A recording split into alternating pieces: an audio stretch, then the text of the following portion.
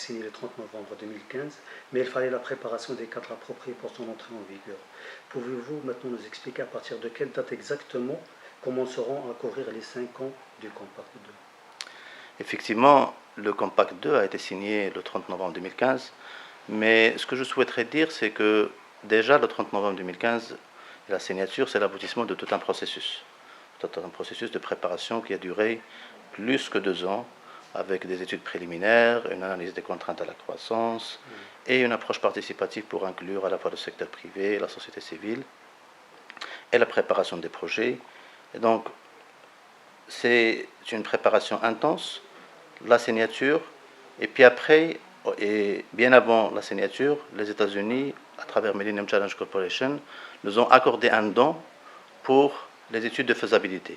Et en fait, c'est une leçon qui est tirée du Compact 1, parce qu'il fallait consacrer pleinement les 5 ans à la mise en œuvre du projet, la mise en œuvre du Compact. Et donc, toutes les études préparatoires, toutes les études d'implémentation doivent être faites bien avant. Bien sûr, il y a aussi un temps pour la ratification. Et ce temps-là, bien sûr, le Compact a été ratifié suite à la signature. Et la date d'entrée en vigueur est une date qui est convenue entre les deux parties, mais qui est conditionnée par un certain nombre de prérequis, notamment la ratification du Compact et la signature de l'accord d'implémentation. Aujourd'hui, cette date est convenue qu'elle soit au 30 juin 2017, et à partir de cette date-là, 5 ans sont consacrés à la mise en œuvre du Compact. Pas plus, pas moins. Donc le temps qui a été consacré pour la préparation a été respecté, on est dans les délais. On est dans les délais et on a tiré une leçon pour consacrer suffisamment de temps à la préparation et laisser suffisamment de temps à la mise en œuvre. D'accord, très bien. Donc l'une des premières actions, des premières concrétisations de ce compact, c'est le lancement de l'appel à projet du fonds Sharaka. Quel résultat escomptez-vous justement de ce fonds? Il s'agit là de l'un des projets les plus importants du Compact, qui, je rappelle, est structuré autour de 2 grands blocs. Un bloc éducation et formation pour l'employabilité et un bloc productivité du foncier. Et le fonds Sharaka et la formation professionnelle s'inscrit dans le cadre du premier bloc. L'idée du fonds Sharaka et l'idée du projet même de la formation professionnelle, c'est un petit peu de renforcer et enrichir l'offre de formation professionnelle qui existe au Maroc en améliorant la qualité et en mettant en place un nouveau modèle qui est basé sur le partenariat public-privé. En fait, la clé du succès de la formation professionnelle, c'est l'implication du secteur privé. C'est-à-dire que les stagiaires n'ont pas uniquement l'opportunité d'étudier des théories, mais aussi de faire des stages en pratique et d'être encadrés par les milieux professionnels, et donc avoir le secteur privé bien impliqué à la fois dans la conception de la formation, dans la mise en œuvre de la formation, dans l'évaluation des apprentis, etc.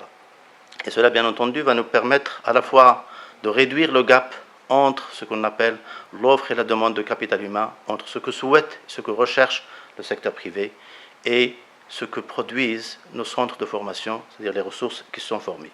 Et cette réduction du gap et cette offre et cette demande qui doivent se rencontrer est quelque chose qui est de plus en plus recherché et parmi les contraintes qui sont les plus citées par le secteur privé par rapport à leurs investissements et leur développement.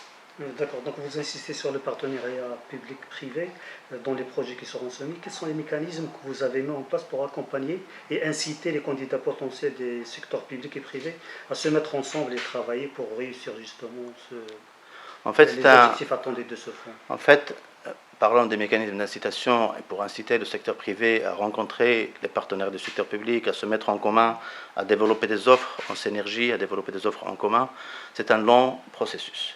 Nous avons commencé d'abord par lancer un appel à idées. Un appel à idées pour tester est-ce que le secteur privé est intéressé par ce genre d'initiative? Est-ce que le secteur public est intéressé par ce genre d'initiative? Est-ce que le secteur public est intéressé par mettre en commun ses efforts et mettre en commun ses efforts et son activité et son action pour développer des choses en commun, développer des choses avec le secteur privé et offrir cette formation en commun. Et nous avons été agréablement surpris par le fait qu'il y a une forte demande à la fois du secteur public et du secteur privé.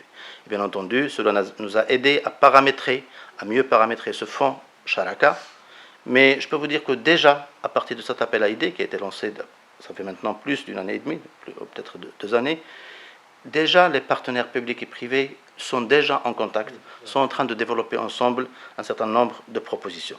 Mais bien entendu, pour faciliter davantage la mise en commun de ces efforts et la mise en synergie du secteur public et du secteur privé, nous avons développé un site web qui facilitera la rencontre du secteur public, des partenaires publics et des partenaires privés. Ça s'appelle sharaka@mcmorocco.ma. Donc les partenaires publics peuvent s'enregistrer, s'identifier, les partenaires privés idem, et on saura bien entendu quels sont les partenaires qui sont intéressés par quelle formation, et ça facilitera encore davantage cette rencontre. Également, nous avons diffusé cet appel à partenariat, cet appel à projet de façon très large auprès de l'ensemble du secteur public, toutes les administrations pratiquement, les régions, les collectivités locales, le secteur privé, notamment à travers la CGEM, l'ensemble des fédérations sectorielles, et nous les avons incités à diffuser davantage cet appel à projet auprès de l'ensemble de leurs partenaires. Et à côté de ça, nous allons organiser des rencontres spécifiques qui sont dédiées à faire connaître davantage ce fonds et également permettre ces rencontres entre les acteurs publics et privés. D'ailleurs, nous allons faire une rencontre bientôt à Casablanca, le 14 juin, une autre rencontre à Agadir, le 15 juin, une troisième rencontre à Tanger, le 20 juin, et une dernière rencontre à Fès, le 22 juin, et nous incitons et nous appelons l'ensemble des partenaires à venir nombreux, à la fois pour découvrir ce que c'est que ce fonds, mais également se mettre en contact et se mettre en commun entre les acteurs publics et les acteurs privés, et également d'autres acteurs qui peuvent se joindre à ces initiatives. Dans ce cadre, est-ce que vous allez veiller à assurer que les secteurs et régions bénéficieront équitablement du fonds? Parce qu'on sait qu'en général, surtout pour le privé, il est implanté dans l'axe Rabat-Casa, dans le Tanger un peu, Fès. Est-ce que vous allez veiller à ce que ce soit équitable et que toutes les régions bénéficient de ce fonds? C'est une question très importante. C'est vrai que nous avons développé, nous avons mis en place des critères pour le choix des partenaires. C'est notamment la qualité de la formation, la pertinence de la formation et le fait qu'ils répondent à un besoin du secteur privé. C'est aussi la capacité des partenaires à mettre en œuvre cette formation. C'est aussi la soutenabilité dans le temps. Le compact va financer, mais le compact c'est pour 5 ans. Il faut que les partenaires puissent être capables de mener et de continuer cette formation dans le temps. Donc c'est un critère, mais aussi il y a un certain nombre de critères par rapport à l'inclusion sociale, par rapport à la dimension environnementale et par rapport au respect des normes de genre. À côté de ça, bien entendu, nous allons veiller à assurer un équilibre à la fois entre les régions, mais entre les secteurs. Donc nous allons éviter à tout prix qu'il y ait une concentration dans certains secteurs ou qu'il y ait une concentration dans certaines régions. Et bien entendu, cela va se faire dans le cadre de panels qui vont être dédiés à l'examen des offres et qui seront constitués à la fois de membres indépendants, mais aussi de MCM Morocco et du ministère en charge de la formation professionnelle. Quels sont les mécanismes de travail que vous entretenez avec le MCC? Comment ça passe? Quelle est la matière de coordination? En fait, MCC, Millennium Challenge Corporation, c'est un bailleur de fonds unique. Vous n'allez pas trouver un autre bailleur de fonds qui travaille de la même manière, avec les mêmes méthodes, avec les mêmes approches. C'est un bailleur de fonds qui travaille de manière très rapprochée avec les bénéficiaires et qui veille avec le pays bénéficiaire, d'une part, à l'appropriation par ce pays et par les acteurs qui sont en charge de la mise en œuvre de l'ensemble des projets, mais qui veille également à réussir ensemble la mise en œuvre. Et en fait, aujourd'hui, c'est MCM Morocco qui est en charge de la mise en œuvre du compact, mais dans le cadre d'un certain nombre de normes et de standards qui sont développés par MCC et qui sont d'ailleurs prônés également par les règlements marocains, la transparence, la concurrence, l'approche participative et l'intégration du genre, l'intégration sociale et l'intégration de la dimension environnementale. MCC est membre du Conseil d'orientation stratégique à titre d'observateur. MCC également a un droit de regard sur la plupart des décisions et des contrats qui sont gérés au niveau de MCM Morocco. Ça ne veut pas dire qu'il y a un travail à deux niveaux, qu'il y a un contrôle hiérarchique. Dans les faits, c'est une collaboration au quotidien pour réussir le projet.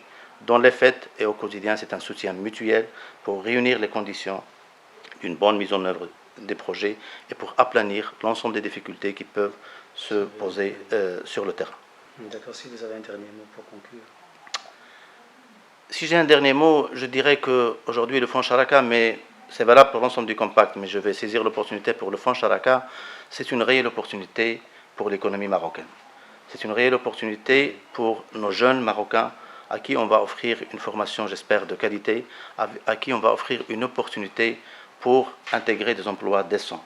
C'est aussi une réelle opportunité pour notre secteur de la formation professionnelle de s'enrichir d'un nouveau modèle qui, j'espère, le gouvernement, les pouvoirs publics auront la chance de dupliquer. C'est une chance aussi pour le secteur privé que j'appelle à saisir cette opportunité et à présenter de façon massive les projets, leurs initiatives pour bénéficier de ce fonds.